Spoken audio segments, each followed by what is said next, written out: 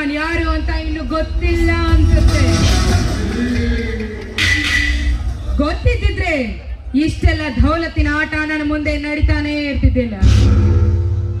मैं नायक नहीं, मैं खलनायक हूँ, मैं हीरो नहीं, हीरोइन नहीं, मैं हूँ लेडी टाइगर डॉन है.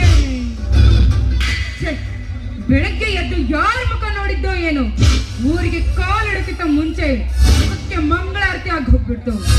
ಏನೇ ಆಗ್ಲಿ ನನಗೆ ಹೇಳಿ ಇವನಿಗೆ ಸರಿಯಾದ ಬುದ್ಧಿಯನ್ನು ಕಲ್ತೆ ಹೋದ್ರೆ ಕನ್ನಿಟ್ಟ ಖಳನಾಯಕಿ ಶೀಲಾ.